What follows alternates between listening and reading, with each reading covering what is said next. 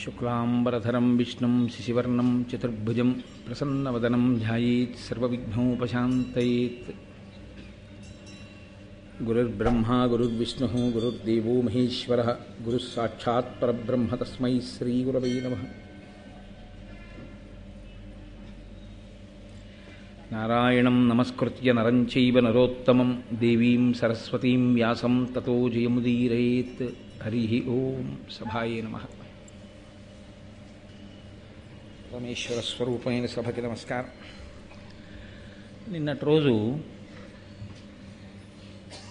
పాండురాజు గారు ఆ ముని శాపం కారణంగా తాను తన భార్యా సమాగమానికి అనర్హుడైనప్పటికీ కుంతీదేవి తాను వివాహపూర్వం దుర్వాసో మహర్షి యొక్క సేవ చేసినటువంటి కారణం చేత పొందినటువంటి మంత్రం ఏది ఉన్నదో ఆ మంత్రము యొక్క ప్రభావం చేత ఆమె ముగ్గురు కుమారుల్ని ఆమె ఉపదేశం చేయడం చేత మాద్రి యొక్క ఆ మాద్రి కుంతీదేవి ఇచ్చినటువంటి మంత్ర ప్రభావం చేత ఇద్దరు కుమారుల్ని పొంది 5 కుమారులకు తండ్రి అయి పాండురాజు సంతోషంగా ఉన్న ఘట్టం దగ్గర నిన్నటి ఉపన్యాసాన్ని మనం పూర్తి చేసి ఉన్నాం. ఆ తదుపరి కాలంలో వసంతకాలం ప్రవేశించింది. వసంత ఋతువు అందరికీ ఆహ్లాదాన్ని ఇచ్చేటటువంటి ఋతువు. సర్వప్రాణులు కూడా సుఖాన్ని, సంతోషాన్ని, మానసికోల్లాసాన్ని పొందుతాయి అని శ్రీరామాయణంలో కూడా చైత్ర శ్రీమాన్ యం మాసః పుణ్య పుష్పితకానన యవ్వరాజ్యాయ రామస్య సర్వం మే ఉపకల్ప్యతాం అని. ఇది పుణ్యప్రదమైన కాలము, ప్రసన్నమైన కాలము, చైత్రమాసం. కాబట్టి ఈ వసంత ఋతువులో నేను రామచంద్రమూర్తికి పట్టాభిషేకం చేస్తాను అంటాడు దశరథ మహారాజు గారు. అంత ప్రసన్నమైనటువంటి ఋతువు ఆ వసంతకాలంలో సర్వప్రాణులు ఉల్లాసమును పొందుతాయి. ఆ సమయమునందు ఒక రోజున కుంతీదేవి ఆశ్రమానికి వచ్చినటువంటి విప్రులందరికీ భోజనాన్ని వడ్డిస్తోంది. ఆమె ఆ సంతోషంలో ఉన్న సమయంలో ఈశ్వర శాసనం ఒకలా ఉంటుంది. మన ప్రయత్నముల చేత ఈశ్వర శాసనమును తప్పించడం సాధ్యం అవుతుందా? పాండురాజు గారు అస్తమించవలసినటువంటి సమయం ఆసన్నమైపోయింది. ఆ కారణం చేత మాద్రి అటుగా వెడుతుంటే ఆయన మనసు ఆమె యందు లగ్నమైంది. ఆయన తాను భార్యా సమాగమనకు పనికిరాడు అన్న విషయాన్ని తెలిసి కూడా కామోద్రేకమును నియంత్రించుకొనలేని వాడై భార్యాసుఖమునపేక్షించి ఆమెని ఆలింగనం చేసుకున్నటువంటి కారణం చేత పూర్వం ఏ ధర్మాన్ని తప్పి మునుల జంటని లేళ్ల రూపంలో ఉండగా కొట్టి సంహారం చేశాడో ఆ పాపం ఇప్పుడు కట్టి కుడిపింది. అందుకే కాలంలో పాపం చేసేయడం తేలిక, కానీ అది అనుభవంలోకి ఎప్పుడు వస్తుంది అన్నది నిర్ణయం చేసేటటువంటి వాడు ఈశ్వరుడు. ఆయన చేసినటువంటి నిర్ణయం చేత ఇప్పుడు అనుభవంలోకి వచ్చి వెంటనే పాండురాజు గారు మరణించారు. పాండురాజు గారు మరణించిన తరువాత మాద్రి ఏడుస్తోంది. నేను కనపడకూడని రీతిలో కనపడినటువంటి కారణం చేత ఆయన మనసు ఉద్రేకాన్ని పొంది నన్ను పొందాలన్న తహతహలో మరణించాడు అని ఆవిడ ఏడుస్తుంటే కుంతి వచ్చి ఆమె కూడా ఏడి చెంది నేను పెద్ద భార్యని కాబట్టి పాండురాజు గారితో నేను సహగమనం చేస్తాను, ఆయన చితి మీద నన్ను కూడా పడుకోబెడితే నేను కూడా ఆయన శవంతో పాటుగా కాలిపోతాను అని చెప్పి ఆవిడ కోరుకుంది. కానీ మాద్రి అంది, తప్పు చేసినది నేను, పైగా నువ్వు పాండురాజు గారు వెళ్ళిపోతే ఈ పిల్లల్ని సాకగలిగినటువంటి పూనిక, ఆ ధైర్యం నాకు లేవు. కాబట్టి దీనికి నీవే యోగ్యమైన దానవి, పిల్లల్ని కాపాడి 5 పిల్లల్ని రక్షించగలిగిన దానివి నువ్వే. అందుకని అక్క నేను సహగమనం చేస్తానని మాద్రి ఆ పాండురాజు గారి యొక్క శరీరంతో కలిసి తాను కూడా సహగమనం చేసేసింది. అప్పుడు ఇక ఆ కొన్ని రోజులు పోయిన తర్వాత చేయవలసినటువంటి శాస్త్రక్రియ కొంతవరకు జరిగింది. అస్థి సంచయనం చేశారు. అంటే ఆ శరీరంలో ఉండేటటువంటి ఎముకల్ని ఏరి కుండలో భద్రపరుస్తారు. తదనంతరం చేయవలసినటువంటి క్రతువు కొంత ఉంటుంది. ఇప్పుడు కుంతీదేవి జీవితంలో సరే మాద్రికి మంత్రోపదేశం చేశాను, ఆవిడికి బిడ్డలు కలిగారు, పోనీలే ఏదో సంతోషంగా భర్తతో కొడుకులతో ఆనందంగా ఉన్నాననేటటువంటి స్థితి మళ్ళీ మాసిపోయి తాను వైధవ్యాన్ని పొంది 5 బిడ్డలు.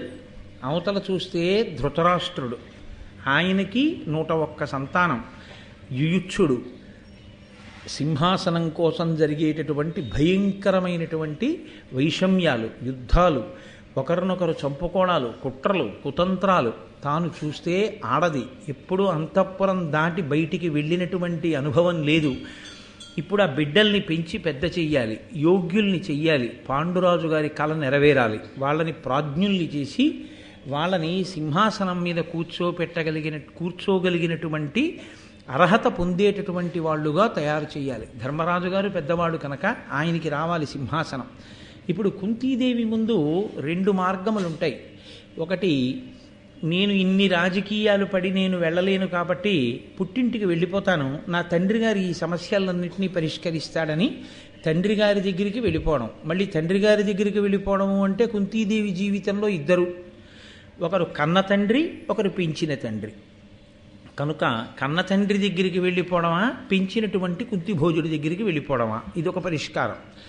రెండవ పరిష్కారం, పాండురాజు గారిని దృష్టిలో పెట్టుకుని తాను ఏ వంశాన్ని మెట్టిందో ఆ వంశాన్ని దృష్టిలో పెట్టుకుని తాను పుట్టింటికి వెళ్లకుండా అశిధారావ్రతమైన కత్తి మీద నడక అయినా కూడా తాను మనసులో బాగా ఊంచుకుని వచ్చినటువంటి ఈ కలవరాన్ని నుంచి మనసుని వేరు చేసి స్థిరంగా తాను నిలబడి ఆ పిల్లలు పెరిగి పెద్దవాళ్ళై సింహాసనం మీద కూర్చోవడానికి యోగ్యులయ్యేటటువంటి రీతిలో వాళ్ళని తీర్చిదిద్దాలి. తీర్చిదిద్దాలి అంటే ఆ పిల్లల్ని వేదాంగములు నేర్పించి ధనుర్విద్యాపారంగతుల్ని చేసినంత మాత్రం చేత ఉపయోగం ఉండదు. ప్రజలకి వాళ్ళు కనపడుతూ ఉండాలి. వీళ్ళు పాండురాజు పిల్లలు, వీళ్ళు సింహాసనం మీద కూర్చోవలసిన వాళ్ళు, పాపం చిన్నతనంలో తండ్రిని పోగొట్టుకున్నారు, అయ్యో ఎంత గొప్ప శీలవంతులో, ఎంత ధార్మికులో, ఎంత చదువుకున్నారో, ఎంత ధనుర్విద్యా నిపుణులో, ధర్మరాజు గారే సింహాసనం మీద కూర్చోవడానికి అన్ని విధాల అర్హుడు అనేటటువంటి భావన హస్తినాపురంలో ఉండేటటువంటి ప్రజలకందరికీ కలగాలి. వాళ్ళ మద్దతు సమీకరించాలి. కష్టాలు వచ్చినా ధర్మంతో ఎదురొడ్డి ధార్మికంగా తాను నిలబడితే ప్రజల యొక్క సానుభూతి ఉంటుంది. పైగా ఇంగ్లీష్లో చూశారు, ఒక మాట చెప్తుంటారు, out of sight out of mind అని. కంటికి ఎదురుగుండా కనపడుతుంటే ఉండేటటువంటి ఆప్యాయత కంటి నుంచి దూరమై ఎక్కడో ఉంటే ఆ ఆప్యాయత నిలబడడం కష్టం. కాబట్టి పిల్లలు ప్రజలకు ఎదురుగుండా ఉంటే ఆ ప్రజలకి ఆ పిల్లల మీద సానుభూతి ఉంటుంది, పిల్లల మీద ప్రేమ ఉంటుంది, పిల్లల గుణాలు చూస్తూ ఉంటారు. భీష్ముడు, విదురుడు వంటి మహానీతిపరులు ఉన్నారు, అక్కడ రాజనీతిజ్ఞులు ఉన్నారు. వాళ్ళు కర్తవ్య స్వీకారం చేసి పిల్లలకి గురువుల్ని నియమించి వాళ్ళు వృద్ధిలోకి వచ్చేటట్టుగా వాళ్ళ విద్యాభ్యాసం చేయిస్తారు. కాబట్టి దూరదృష్టితో ఆలోచించినప్పుడు తన వరకు తాను కొంచెం సుఖంగా ఉండడం, ఇబ్బంది పడకుండా ఉండడం అన్నది ఆలోచించుకుని పుట్టినింటికి వెళ్ళి ఉండిపోయి దూర ప్రయోజనమైనటువంటి పిల్లల యొక్క అభ్యున్నతిని కాల రాయడం కన్నా తాను జీవితంలో కష్టపడిన పిల్లల్ని వృద్ధిలోకి తీసుకొచ్చి సింహాసనం మీద కూర్చునేటట్టు చేసి పాండురాజు గారి యొక్క ఆశ నెరవేరేటట్టు చెయ్యాలి అంటే 5 బిడ్డల్ని తన సంరక్షణలో పెట్టుకుని తాను మళ్ళీ హస్తినాపురానికి వెళ్ళడమే మేలు అని నిర్ణయం తీసుకుంది. ఇందులో తన బిడ్డలు 3, మాద్రి బిడ్డలు 2.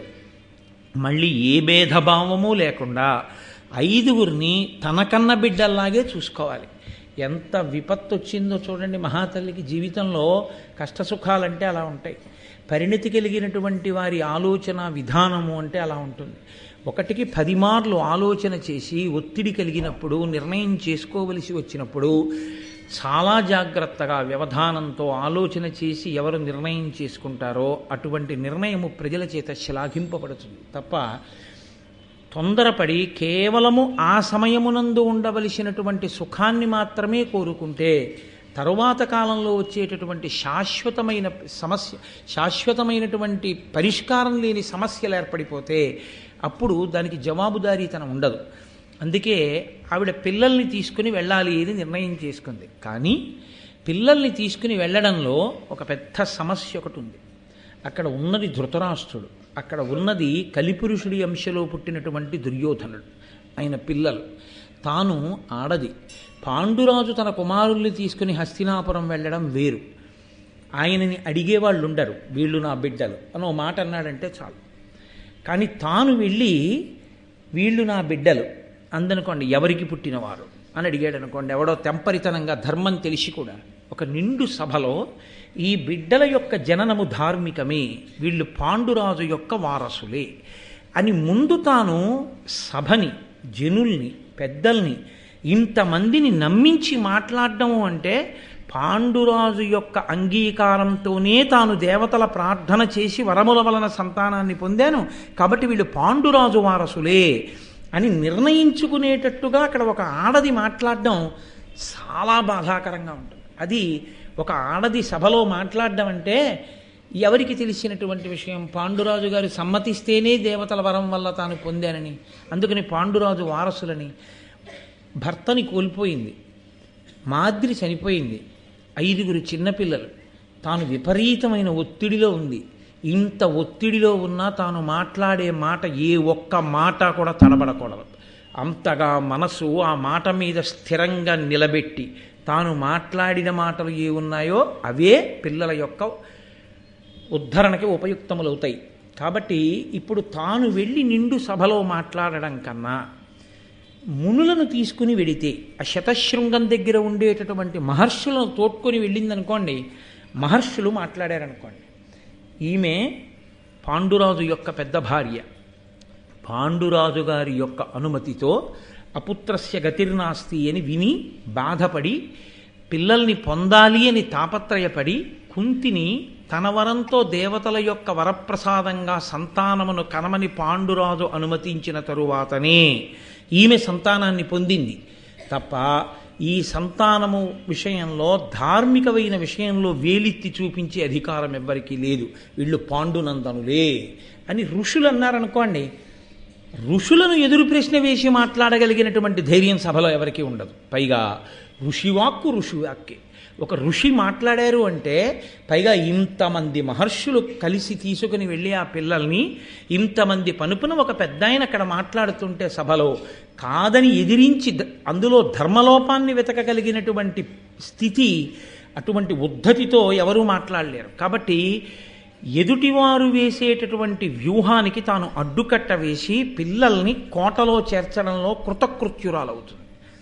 అందుకే మహాతల్లి ఇంత దుఃఖాన్ని ఉగ్గపట్టుకుని భర్త యొక్క అస్థికల కలశతో సహా, పిల్లలతో సహా ఋషులతో కలిసి హస్తినాపురాన్ని చేరుకుంది. ధృతరాష్ట్రుడు, గాంధారి, భీష్ముడు మొదలైనటువంటి వాళ్ళు ఎదురొచ్చారు, స్వాగతం చెప్పారు. నిండు సభలో అందరూ కూర్చునుండగా మునులందరి పనుపున మహానుభావుడైనటువంటి ఒక ఋషి లేచి, వీరందరి పనుపున నేను మాట్లాడుతున్నాను, ఇంతమంది మాట్లాడక్కర్లేదు, వచ్చిన వాళ్ళందరూ చెప్పక్కర్లేదు, ఒక్క పెద్ద ఆయన చెప్తే చాలు. కాబట్టి ఆధ్యక్షము అంటారు, ఒక గౌరవం. కాబట్టి నేను మాట్లాడతాను అని ఆయన మాట్లాడుతున్నాడు. ఆయన అన్నాడు, భానుని భొండు పాండుజనపాలుడు ఘోరతపంబు చేసి ధర్మానిల వాసవాశ్వినుల దైన వరంబున శక్తి పేర్మితో ఈ నరనాథనందనుల ఏవుర వంశ వివృద్ధి పొంటే పంచాసన సత్తులంబడసే ఆ శతశృంగ మహానగరంబునన్. ఆ శతశృంగం అనేటటువంటి పర్వతం దగ్గర ఉన్నటువంటి నగరంలో భానుని భొండు పాండుజనపాలుడు ఘోర తపంబు చేసి, సూర్యుడితో సమానమైనటువంటి కాంతి కలిగినటువంటి పాండురాజు ఘోరమైనటువంటి తపస్సు చేసి, ధర్మరాజు, వాయుదేవుడు, ఇంద్రుడు, అశ్వినీ దేవతలు వీరి యొక్క అనుగ్రహం చేత తన యొక్క మాట పనుపున కుంతి, మాద్రి తమకున్నటువంటి మంత్రప్రభావము చేత దేవతలను ప్రార్థన చేయగా 5 కుమారులను పొందారు. శక్తి పేర్మితో ఈ నరనాథనందనుల ఏవుర వంశ వివృద్ధి పొంటే, వంశ వివృద్ధి పొందే విశేషణం. ఆయన విశేషమైనటువంటి వృద్ధిని వంశమునందు పొందాడు పాండురాజు. కాబట్టి ఇంకా మళ్ళీ వేరే చెప్పక్కర్లా, వాళ్ళు పాండునందనులే ధార్మికంగా, అందులో ఏమీ సందేహం లేదు. కాబట్టి పంచానన సత్తులంబడసే, వాళ్ళు సింహము ఎటువంటి పరాక్రమంతో ఉంటుందో అంతటి పరాక్రమము కలిగినటువంటి పిల్లలు కుంతీదేవికి, మాద్రికి జన్మించారు. కాబట్టి వీళ్ళు పాండురాజు యొక్క పుత్రులు. ఇప్పుడు పాండురాజు లేడు కనుక, పెదతండ్రివి నువ్వు కనుక, భీష్ముడున్నాడు కనుక మీరు ఈ పిల్లల్ని తీసుకెళ్ళి జాగ్రత్తగా పెంచి పెద్ద చేయండి. ఇదిగో పాండురాజు యొక్క అస్థికల కలశ, తర్వాత జరగవలసినటువంటి కార్యాన్ని పెద్దలు కాబట్టి మీరు చేయించండి అని ఋషులు ఆ అస్థికల కలశని అప్పజెప్పి ఈ పిల్లల్ని అప్పజెప్పారు. కుంతీదేవి మనసులో ఏది ఆలోచించిందో అది నిజమవుతుంది. నన్నయ్య గారు అన్నీ చెప్పాలని లేదు, కథాక్రమాన్ని చెప్పినప్పుడు వ్యక్తుల యొక్క సౌశీల్యాన్ని మీరు పరిశీలించి గమనించవలసి ఉంటుంది. కష్టం వచ్చినప్పుడు విచలితుడైపోయి కదిలిపోయి తాను చెయ్యవలసినది చెయ్యలేకపోయినవాడు ఉంచుకోలేనివాడు. ఎంత కష్టంలో కూడా తాను ఎక్కడ దేనికి నిలబడ్డాడో దాని యందు చక్కగా బుద్ధితో అధ్యవసాయంతో నిలబడగలిగినటువంటి వాడెవడో వాడు ధార్మికుడు, వాడు బుద్ధిమంతుడు. కాబట్టి మహాతల్లి కుంతి అలా పిల్లల్ని ఆ హస్తినాపురంలో కోటకి చేర్చి పాండురాజు గారిని ధన్యుణ్ణి చేసింది. తదనంతరం వేదవ్యాస భగవానుడు వచ్చారు. ఆ సత్యవతీదేవిని, అంబికని, అంబాలికని ముగ్గురిని పిలిచి ఆయన వాళ్లతో ఒక మాట చెప్పారు. త్రికాలవీధి మహానుభావుడు, ఆయనకి తెలియనిదేం ఉండదు, భూత భవిష్యత్ వర్తమాన కాలములు తెలిసిన్నవాడు. ఆయన అన్నాడు, క్రూరులు విలుప్త ధర్మాచారులు ధృతరాష్ట్ర సుతుల అసద్వృత్తులు నిష్కారణ వైరులు వీరల కారణమున ఎగ్గుపొట్టు కౌరవ్యులకున్. ఓ సత్యవతి, ఎక్కడ వంశం ఆగిపోతుందో, నీ భర్త శంతన మహారాజు గారు మరణించిన తరువాత ఆ చిత్రాంగదుడు మరణిస్తే, విచిత్ర వీర్యుడు సంతానం లేకుండానే మరణిస్తే, అంబిక అంబాలికల యందు ధార్మికమైన సంతానము కలగాలని నా అనుగ్రహంతో ధృతరాష్ట్రుడు, పాండురాజు, విదురుడు జన్మించేటట్టు చూశావు. అందులో ధృతరాష్ట్రుడు, పాండురాజు సుక్షత్రియులు. ఇందులో పాండురాజు గారు కుంతి మాద్రుల యందు 5 పిల్లల్ని పొంది అకస్మాత్తుగా శరీరాన్ని విడిచిపెట్టాడు. ఇప్పుడు ధృతరాష్ట్రుడున్నాడు, ధృతరాష్ట్రుడికి 9 కొడుకులున్నారు. పరమ దౌర్భాగ్యముతో దుర్మార్గమైనటువంటి రాజకీయములు ఇక ప్రారంభం కాబోతున్నాయి. ఇక నువ్వు ఇంటి పెద్దదానిగా 2 తరాల ముందు నుంచి ఉన్నదానిగా నువ్వు కానీ, ఈ పిల్లలకి నాయనమ్మ స్థానంలో నిలబడినటువంటి అంబిక అంబాలిక కానీ ఇక జరగబోయేటటువంటి కథని చూస్తూ మీరు మనశ్శాంతి పొందేదేమీ ఉండదు. ఎందుచేత అంటే ధృతరాష్ట్రుడికి పుట్టినటువంటి కుమారులు ఎవరున్నారో వాళ్ళందరూ పరమ దుర్మార్గులు జన్మించారు. కాబట్టి ఇక నుంచి కుట్రలు కుతంత్రములు మొదలవుతాయి. కాబట్టి ఇంకా మీరు ఇంటి పెద్దలుగా మీ మాట వినేవాడు లేకుండా ఇంతగా పిల్లలు కొట్టుకుంటుంటే అది చూస్తూ తట్టుకుని ఉండలేరు. కాబట్టి పెద్దవారైపోయారు, ఇక మీ మనశ్శాంతిని మీరు దక్కించుకోండి. కాబట్టి అంతఃపురాన్ని విడిచిపెట్టి సత్యవతి నువ్వు అంబిక అంబాలికలతో కలిసి అరణ్యానికి వెళ్ళి తపస్సు చేసి పరమేశ్వరుడు యందు మనస్సుంచి నువ్వు ఊర్ధ్వలోకములను పొందు అని చెప్తే, సత్యవతీదేవి అంబిక అంబాలిక ఇద్దరిని కోడళ్ళని తీసుకుని అరణ్యానికి వెళ్ళిపోయి తపస్సు చేసి శరీరాన్ని విడిచిపెట్టి స్వర్గలోకాన్ని పొందింది.